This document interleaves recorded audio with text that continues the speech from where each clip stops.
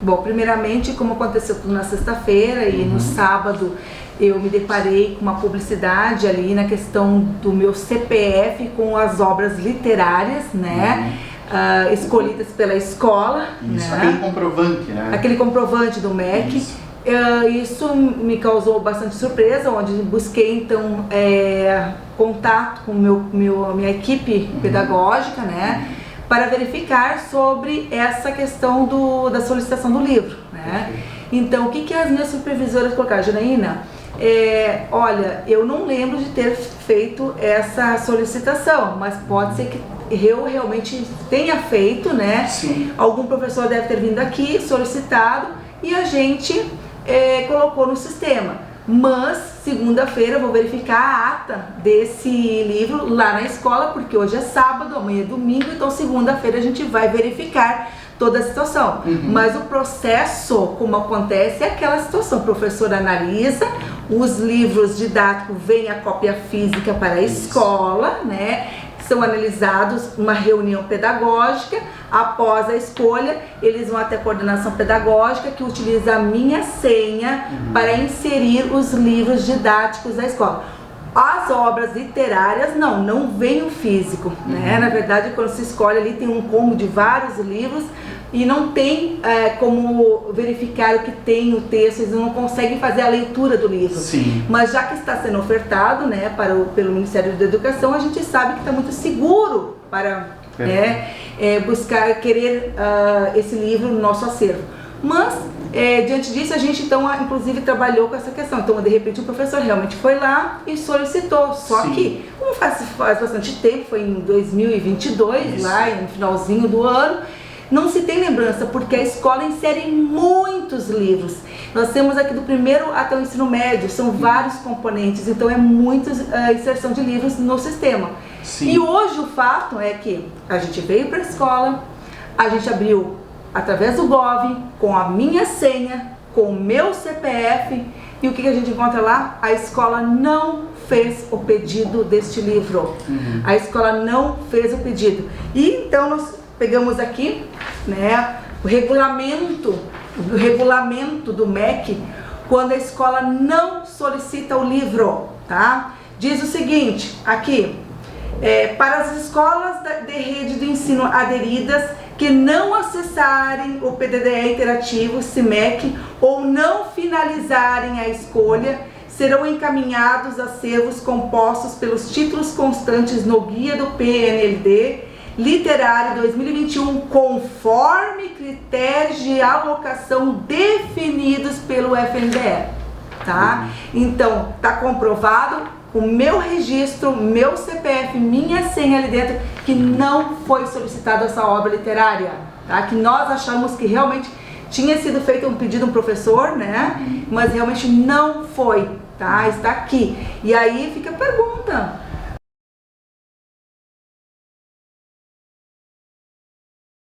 A senhora já havia lido o livro, e eu posso emendar uma pergunta junto. Há outros clássicos da literatura brasileira que têm também outros tipos de linguagem, uma linguagem mais adulta, que lidam com a questão de sexualidade, e a gente se trabalha décadas com eles. Não havia uma forma de se trabalhar com esse livro da mesma forma que a gente trabalha com essas outras obras clássicas? Haveria, poderia ser.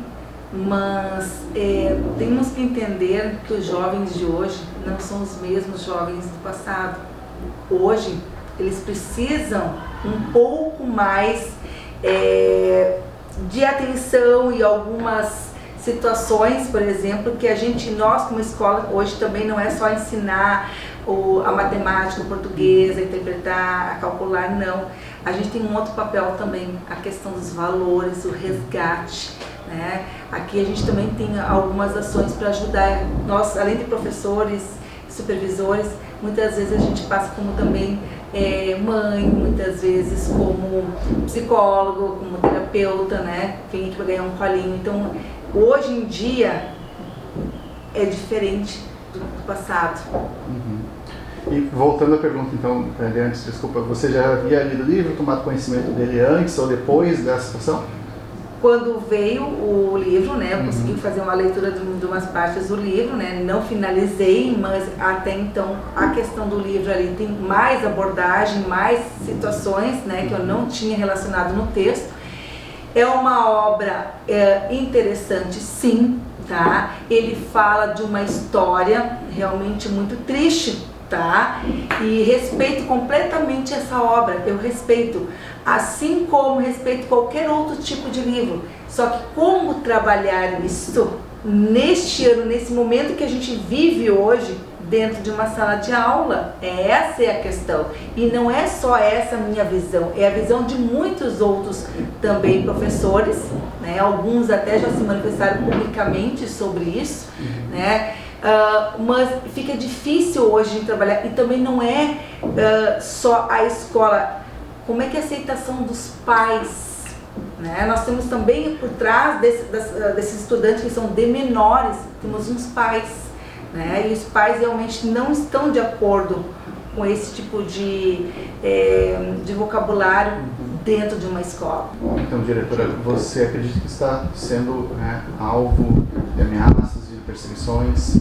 Sim, exatamente aqueles que muitos que defendem a obra, né, que deveria de dar exemplo, né, já que uma obra vem para educar e mostrar alguns valores, né, como realmente se obtém pelos livros, realmente eu fui ameaçada, inclusive por alguns, inclusive por um partido político, né? Inclusive um partido PT está movendo uma ação contra a minha pessoa, a questão de fazer uma petição, né? Para me tirar de um cargo que não é cargo de indicação política. Aqui eu fui eleita democraticamente pela comunidade escolar, tá? Onde tem pais, alunos, professores e funcionários que me elegeram para estar à frente da escola. Então, esse tipo de situação assim, bem baixo por parte de um partido político que acho que possa resolver essa situação, eu acho que de repente é querer comprar uma briga assim com a minha comunidade escolar. Se você pudesse também conversar com o escritor Jefferson Tenório, o que você falaria para ele, diretora? Bom, se o Jefferson Tenório entrasse em contato com a nossa escola, eu ia perguntar: Jefferson, me diga como eu poderia trabalhar o seu livro com esses menores sem que tivesse um impacto juntamente com os pais, né? De uma forma que isso não possa de repente ir tudo ao desencontro daquele trabalho que a gente vem falando na questão de boas práticas, os valores, o respeito, né? Como, de que maneira a gente poderia fazer isso? Porque certamente alguns pais poderiam de imediato, se não tomasse conhecimento, ficasse mais privado, né? Tomar alguma ação e realmente questionar a escola. Então, de que maneira? E claro, se o autor tiver interesse em vir conversar comigo, eu estou à disposição, né? Até poder me chamar na rede social, alguma coisa, mas eu preciso entender, né? Para não causar esse impacto hoje na nossa juventude e também, principalmente com os pais.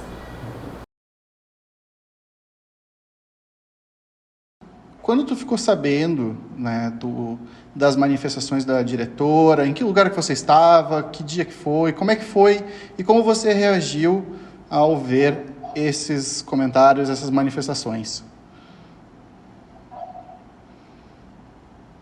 Bom, eu recebi que eu tinha acabado de chegar da cidade de Havana, em Cuba, fui participar de um festival literário. E foi quando eu recebi uma mensagem da minha assessora com vídeo que ela teria recebido também, e aí ela me passou, e aí eu vi a quantidade de absurdos, né, que tinha esse vídeo, e também depois a repercussão também, né, dos comentários e de toda a distorção, né, que vinha nesses comentários. A primeira manifestação dela, Jefferson, ela faz o vídeo, então, e ela fala sobre o governo federal, questiona como é que o governo enviou esses livros, que país é esse, ela faz um comentário político. Você acha que o seu livro, a sua obra, foi usada para uma manifestação política contrária ao governo? Eu acho que primeiro mostra um desconhecimento de como funciona, né, o PNLD, né, porque é um programa importante de muitos anos que já atravessou vários governos, e o Aves Tapera, inclusive, foi escolhido no governo Bolsonaro. A própria diretora, ela tem argumentado que ela não assinou, mas a assinatura dela está no documento, o CPF dela também está no documento. E eu acho que o uso político talvez seja no sentido de uma mentalidade mais conservadora, que tem crescido bastante, e principalmente no sul do país, né, que a gente consegue perceber uma resistência a discutir questões como racismo, como machismo, né, a homofobia, por exemplo. Né? Uhum. O seu livro ele aborda várias questões, né, inclusive a questão do racismo estrutural, mas foram selecionados alguns trechos específicos para fazer uma crítica a ele. Como é que tu está vendo essas críticas específicas numa obra de mais de 200 páginas que contempla outros assuntos? Eu acho que de novo, né, uma deturpação, né, uma distorção do que é o livro. O livro tem mais de 200 páginas e que traz uma temática muito sensível para o Brasil, né, que é o racismo estrutural, a violência policial contra a população negra. E o que me causa mais espanto é que essas palavras, né, que a professora, que a diretora elencou, né, esses palavrões, causam mais incômodo do que a morte de pessoas negras. Eu acho que essa é a questão, né? E também é uma forma de subestimar o adolescente, como se esse adolescente não tivesse acesso à internet, não tivesse acesso a conteúdos proibidos. A gente sabe da facilidade, né, que se tem para conseguir esses conteúdos. E diferente da internet, a literatura traz uma reflexão com uma responsabilidade ética. E é isso que o livro se propõe. Até porque o meu livro não é sobre sexo, não é sobre sexualidade. O meu livro é sobre o efeito do racismo nas pessoas negras. Todo aquele linguajar, na verdade, é a representação do preconceito contra as pessoas negras. Mas aí quando você pega frases isoladas, o que fica parecendo e o que ela quis fazer parecer é que é um livro que tem uma linguagem propensa à pornografia. E o livro não é isso. O livro ele traz uma outra temática. Você também fala na sua manifestação nas redes sociais que o livro sofreu censura em Santa Cruz. Por que o uso da palavra censura e por que este caso deve ser tratado como um caso de censura? Eu acho que ele deve ser tratado como censura porque a gente tem visto um recrudescimento, né, de uma ideologia conservadora, ultraconservadora. E a censura não é somente você impedir a edição de livros. A censura tem a ver com você impedir o acesso do livro. E numa instituição educacional isso é mais grave ainda, porque você está impedindo que esses alunos tenham acesso não só à literatura, mas acesso à cidadania. Nós não nascemos cidadãos, nós nos tornamos cidadãos. E a forma de se tornar cidadão é tendo acesso livre aos livros, à arte, à política, a tudo aquilo que nos constitui enquanto pessoa. Então, no momento em que você tem, né, um documento assinado, né, por um funcionário da Secretaria Estadual de Educação dizendo para recolher os livros, isso é muito grave. É grave porque isso pode virar um efeito cascata. Acontece aqui, depois fizeram lá em Santa Cruz do Sul, vamos fazer aqui também, né? E assim que as coisas continuam. Então, eu acho que chamar de censura é importante justamente para que a gente entenda que a censura começa desse jeito. Para que daqui a pouco a gente vai ter livros aí sendo queimados em praça pública. Muito bem. Bem, para encerrar também, gostaria que tu falasse um pouco das manifestações de apoio que você tem recebido. Afinal, foi feito até um abaixo-assinado contra a censura com vários artistas, escritores, pessoas ligadas à cultura que se manifestaram na sua defesa. Como é que você está vendo essas manifestações de defesa? Eu acho que a história do Brasil já nos ensinou muita coisa. E nós temos uma democracia ainda sendo construída. É uma democracia que eu digo que é um rascunho democrático ainda que nós temos. E ainda esse rascunho consegue responder a esses ataques fascistas e autoritários. Então, eu acho que esse aprendizado faz com que as pessoas tenham o entendimento de que precisamos responder de maneira rápida, de maneira coletiva, para que isso não se repita e evitar também que haja um escalonamento, né? Que haja algo maior, porque a gente sabe que isso pode acontecer, já aconteceu no passado, né?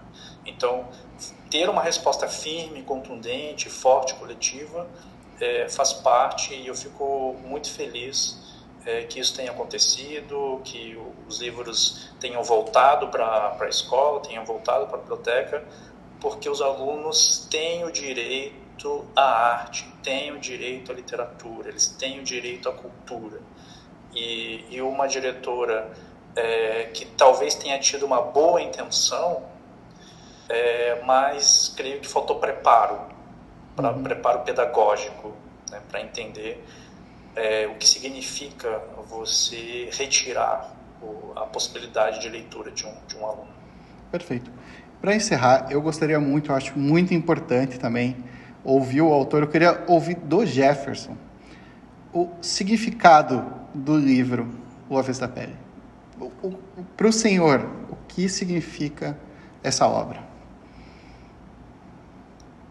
O Avesso da Pele antes de tudo, uma declaração de amor aos livros, ao conhecimento, é uma homenagem aos professores.